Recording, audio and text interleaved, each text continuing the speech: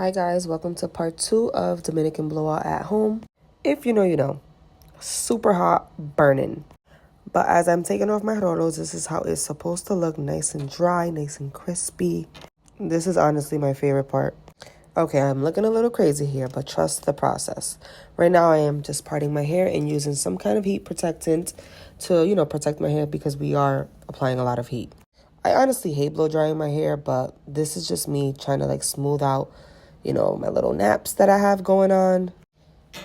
And there's just no right way to do this. I just like to do it to get my hair a little straight for the flat iron and the hot brush that I'm about to show you guys next. So these are the ones that I'm using right here. I'm just parting my hair in two and just using small pieces so that my hair can come out nice and flat.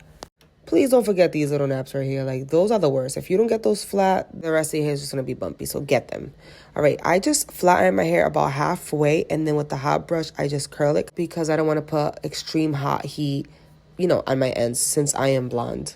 You could go all the way and then curl it, whatever you choose. But this is the way that I do it. I am obsessed with these little hot brushes, by the way. Look at that. It just gives you this flowy, just blowout look without having to go ham with the blow dryer.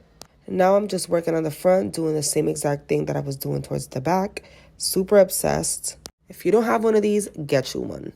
Then I finish it off with some shine for my hair because, again, I'm blonde and it's super, super dry. This hot brush came to literally save the day. You literally can achieve the Dominican look without all the blow drying that you need to do. I'm obsessed.